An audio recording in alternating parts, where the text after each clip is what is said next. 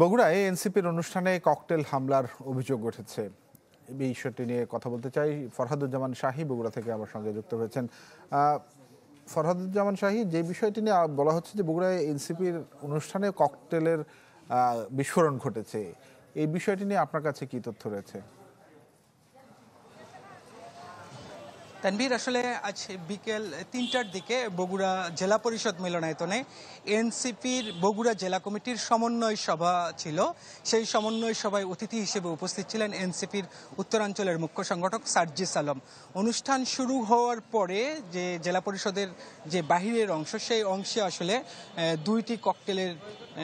দুইটি ককটেল নিক্ষেপ করা হয়। সেই দুইটি ককটেলের মধ্যে একটি ককটেলের বিস্ফোরণ ঘটেছে এবং আরেকটি ককটেল কিন্তু অবিস্ফোরিত ছিল। এই জেলা পরিষদ মিলনায়তনেই আসলে প্রোগ্রামটা হচ্ছিল এবং পরবর্তীতে এখানেই দুর্বৃত্তরা দুইটি ককটেলের হামলা করে এবং দুইটি ককটেলের মধ্যে একটি বিস্ফোরণ ঘটে এবং তখনও কিন্তু সমাবেশের মধ্যেই, মিলনায়তনের মধ্যে সমাবেশটা অনুষ্ঠিত হচ্ছিল এবং মিলনায়তনের বাহিরে আসলে এই ককটেলের বিস্ফোরণ হওয়ার ফলে সমাবেশের আসলে কোনো প্রভাব পড়েনি।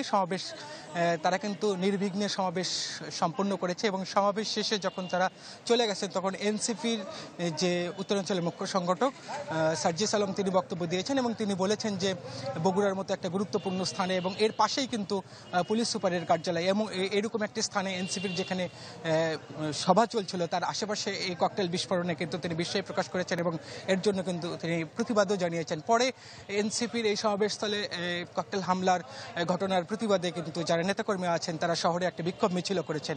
তানভীর, ধন্যবাদ আপনাকে আমাদের সঙ্গে যুক্ত হওয়ার জন্য।